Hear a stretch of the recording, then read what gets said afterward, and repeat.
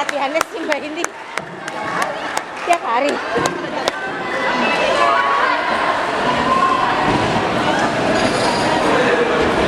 Ternyata anak gue bisa nari ya, terus senyum loh. Gue pikirnya nggak bisa ngapain. Berapa lama ini drama ini kita rekam? Gak bisa semua kali ya.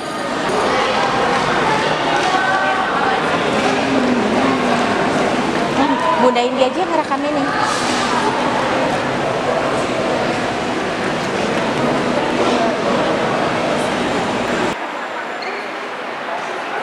Pada suatu hari di tanah Aceh, hiduplah sepasang suami istri yang baru saja pindah ke desa ini setelah bertahun-tahun.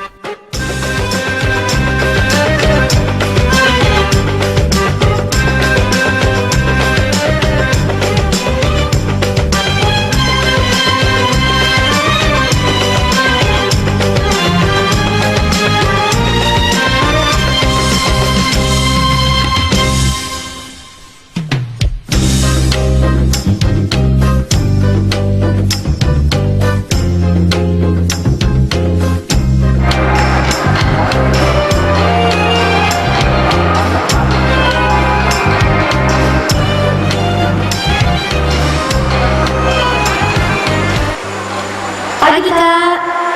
Pagi juga Bu. Ini pertama kali saya lihat muka Kakak. Apakah Kakak baru pindah? Oh iya Bu, saya sama suami saya baru pindah pekan lalu. Oh begitu. Ya semoga kalian berdua nyaman tinggal di sini ya. Amin. Doakan ya Bu. Terima kasih atas doanya. Wah Kak, sepertinya matahari sudah mulai terik. Saya sebaiknya pamit duluan ya. Anak saya tidak suka kepanasan. Oh silakan Bu, tidak masalah. Sampai jumpa Kak. Jika saja saya dapat mengalami hal yang sama. Di sisi lain, saat sang suami sedang berteduh di pantai, ia ditanya oleh teman-temannya mengenai kabar dia dan istrinya yang sudah lama menikah. Hei, bagaimana kabarmu? Baik, alhamdulillah. Bagaimana dengan kalian? Alhamdulillah baik. Hei, lihat. Lon baru saja dapat ikan yang banyak di pantai Pasir Putih. Wah, di mana pantai itu? Aku belum pernah mendengarnya. Sekitar 7 kilo dari sini. Bagaimana kalau nanti kita ke sana? Siapa tahu bisa dapat ikan yang banyak. Hei kalian, terimalah buah-buahan ini. Aku sangat bahagia karena istriku baru saja melahirkan bayi kembar. Wah, selamat ya Pak. Anakku saja tahun ini sudah menginjak umur 3 tahun loh. Nggak kerasa banget. Padahal rasanya baru kemarin istriku lahiran. Selamat juga ya Pak. Nggak kerasa, anakku tahun ini baru masuk sekolah. Kalau anakmu, bagaimana kabarnya? Kebetulan kami belum mempunyai anak. Doakan kami ya. Tenang saja, kami semua akan selalu mendoakanmu agar secepatnya mempunyai keluarga yang harmonis. Menjelang siang, sang suami dengan riang menyambut kepulangan istri tersayangnya. Namun, di tengah keriangan tersebut, sang suami sadar akan raut muka istrinya yang murung. Ada masalah apa istriku? Kenapa? Apa ada pria yang lebih tampan dariku? Tidak, bukan begitu suamiku. Hanya saja aku sedikit iri melihat ibu-ibu di pasar tadi menggendong seorang anak. Ya sudahlah istriku. Bersabar saja ya. Mungkin ini belum rezeki kita saja. Kita tuh harus tetap berusaha dan berdoa kepada Allah SWT. Di malam harinya, sang suami pun terbangun karena kerap memikirkan keluh kesah istrinya yang sudah lama ingin memiliki seorang anak. Sehingga setiap pagi sebelum matahari terbit dan langit masih gelap, sang suami pun terbangun dari tidurnya. Ia segera berwudu untuk melaksanakan sholat tahajud, dan saat itulah ia berdoa kepada Allah Subhanahu wa Ta'ala.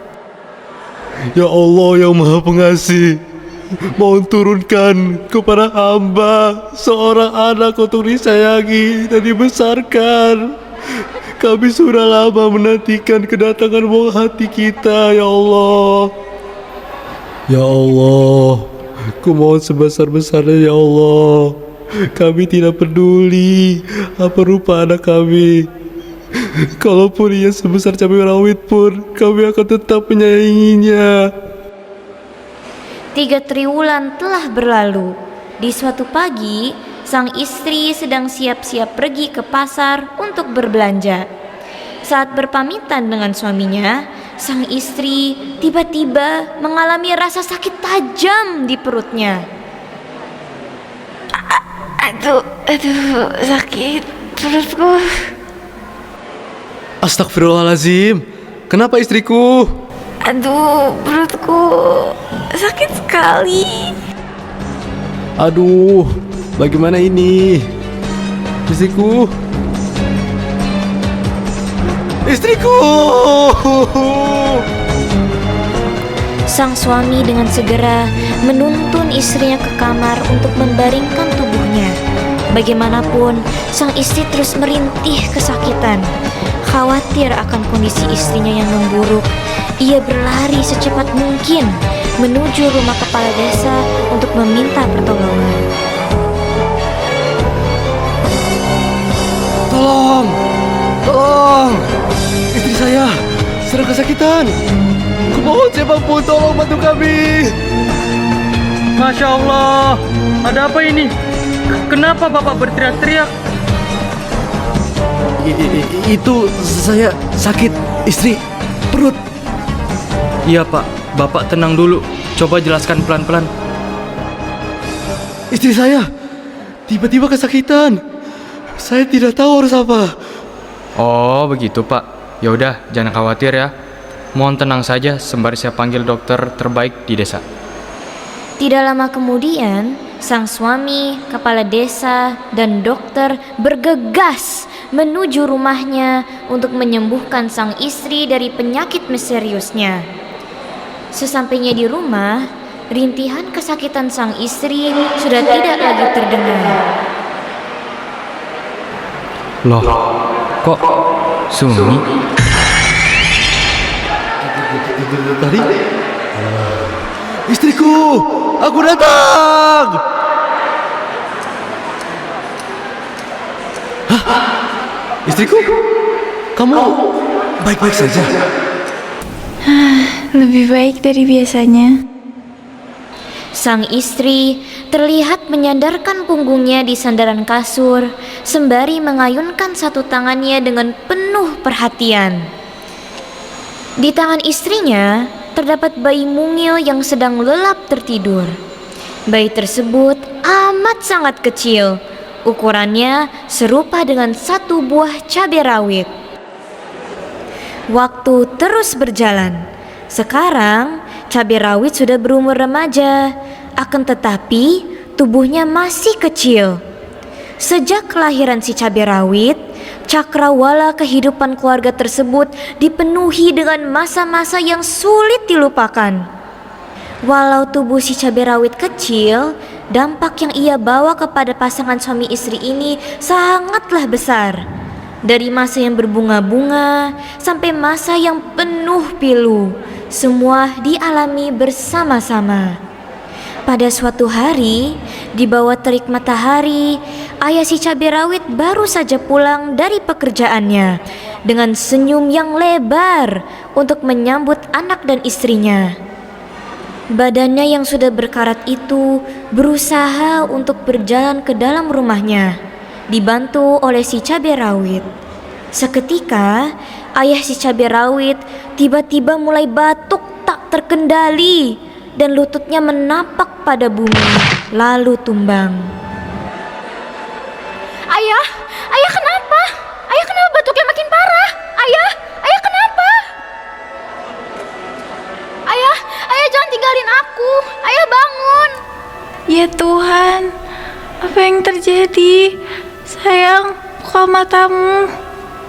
Tolong, jangan pergi. Kamu janji mau temani aku. Ibu ayah kenapa, Bu?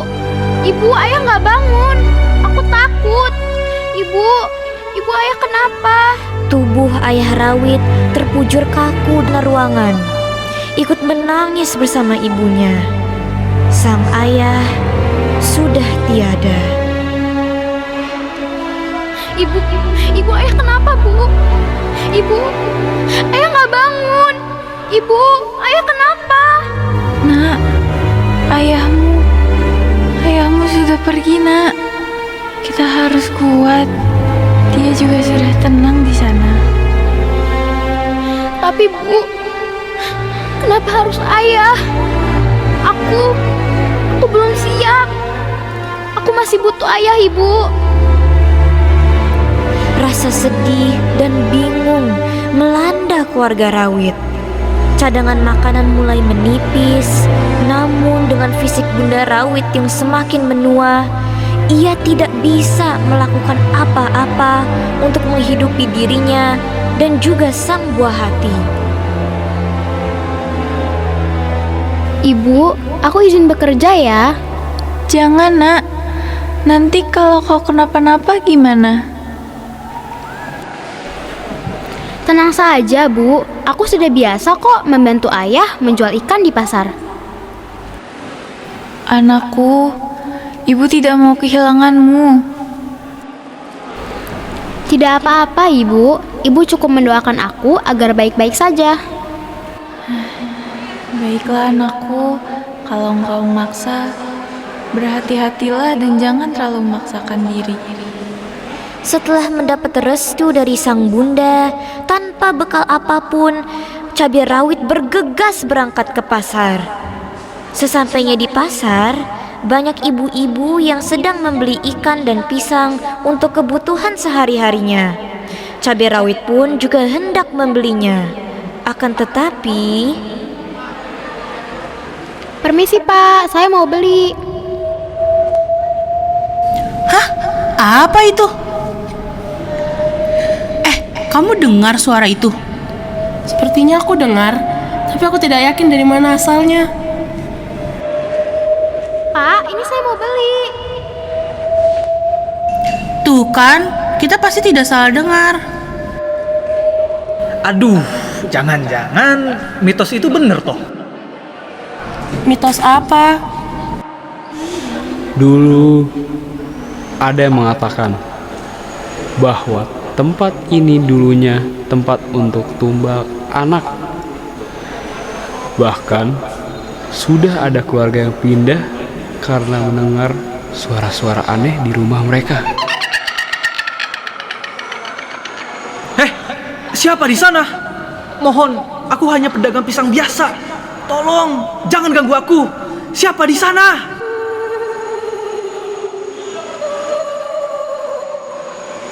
Untuk apa aku menunggu jawaban hantu? Ambil saja dagangan kami ini. Entah kau mau apakan itu. Sang pedagang tidak dapat melihat siapa yang berteriak memanggilnya. Mengira ia sedang diganggu oleh makhluk halus. Tanpa pikir panjang, ia langsung bergegas meninggalkan dagangannya begitu saja. Ibu, aku kembali. Loh nak, cepat sekali. Dan dari mana kamu mendapatkan belanjaan ini? Kamu tidak mencuri kan? Ibu, jangan berkata seperti itu. Tadi ada pedagang yang menjatuhkan barangnya begitu saja. Daripada mubazir, lebih baik aku ambil lalu aku bawa pulang deh. Baiklah anakku, maafkan ibu ya. Keesokan harinya, cabai rawit segera berangkat pergi ke pasar untuk kedua kalinya. Saat di jalan, ia bertemu dengan seseorang yang sedang bersepeda sambil membawa beras.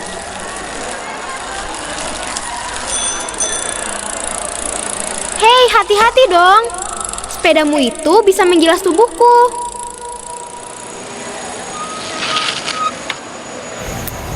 Loh, siapa itu? Kayak ada yang bunyi tah.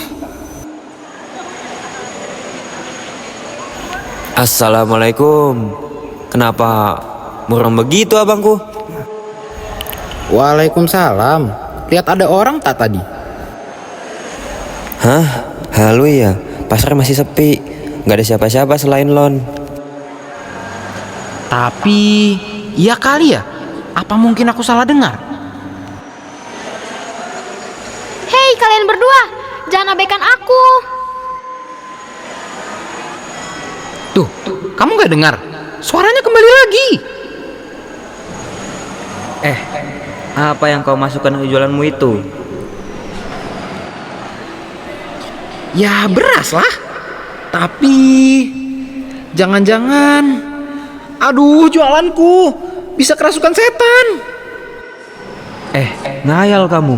Mana bisa? Kau dengar sendiri kan? Sudahlah. Mohon makhluk tak terlihat, jangan sakiti kami. Jika engkau ingin beras ini, maka ambillah, gak apa-apa. Kau juga berikan sedikit jualanmu itu. Tapi sudahlah, ayo kita pergi dari sini. Tanpa berpikir dua kali, mereka pun bergegas pergi. Sama seperti kejadian kemarin, cabai rawit pun membawa pulang pangan yang dilempar begitu saja oleh kedua pedagang tersebut. Begitulah sehari-hari yang dilewati cabai rawit. Selalu bertemu dengan berbagai pedagang yang selalu saja lari ketakutan saat mendengar suaranya. Dan cabai rawit hanya perlu mengangkutnya. Berkat itu, kehidupan cabai rawit dan ibunya semakin makmur. Di belakang girang tersebut, para tetangga mulai mencurigai rumah yang didiami nenek tua di dekat pasar.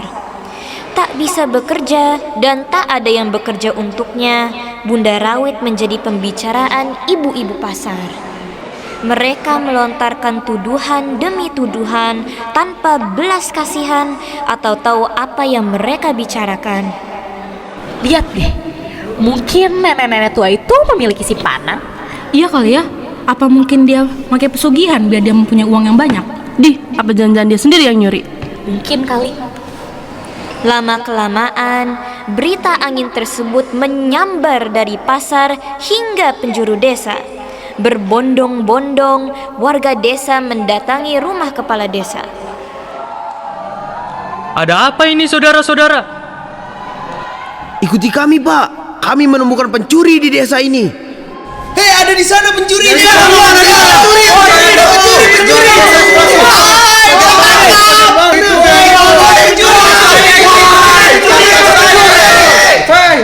Baiklah, baik. Mohon tenang dulu. Saya akan ke sana. Kepala desa dengan rasa terpaksa mengikuti rombongan warga yang membawa amarah mereka. Sampai di sana, kepala desa mengetuk pintu rumahnya Bunda Rawit perlahan. Assalamualaikum. Waalaikumsalam. Iya Pak, ada apa ya? Kau yang mencuri barang-barang kami bukan? Agar rumahmu semakin bagus. Ngaku saja. Astagfirullah. Maksudnya apa ini? Aku tidak pernah mencuri apapun. Lihat saja kau, sudah tua, sekarat. Kok bisa mendapatkan ini semua? Hei, ada apa ini? Jangan ganggu ibuku. Ibuku itu tidak bersalah. Akulah yang pergi ke pasar untuk berbelanja. Kalian saja yang tidak melihatku. Warga kaget mendengar seruan tersebut. Setelah dicari-cari sumber seruan tersebut, ternyata itu suara cabai rawit. Baik saudara-saudara, mari kita dengar pendapatnya dulu. Keadaan mulai tenang dan kepala desa memutuskan untuk berunding dengan Bunda Rawit beserta anaknya. Bunda Rawit menjelaskan asal-muasal anak mungilnya dan cabai rawit pun menceritakan kesehariannya di pasar. Sungguh berat ditinggalkan sang suami yang berperan sebagai penopang keluarga. Cabai rawit sebagai anak satu-satunya ingin membantu ibunya yang sudah tua. Tapi apa daya, dengan tubuhnya yang mungil, tidak ada yang menganggapnya. Hari demi hari, cabai rawit hanya ingin berbicara kepada para pedagang untuk berniaga. Namun, ia dianggap sebagai makhluk halus. Mendengar cerita tersebut, warga bersimpati terhadap keluarga cabai rawit. Sang kepala desa pun ikut terharu dengan cerita tersebut. Kepala desa dan para warga merasakan tanggung jawab saksama keluarga dan memutuskan untuk menolong keperluan Bunda dan cabai rawit. Mereka meminta maaf kepada keluarga rawit dan memaafkan apa yang telah dilakukan cabai rawit. Disinilah hikayat cabai rawit ditamatkan.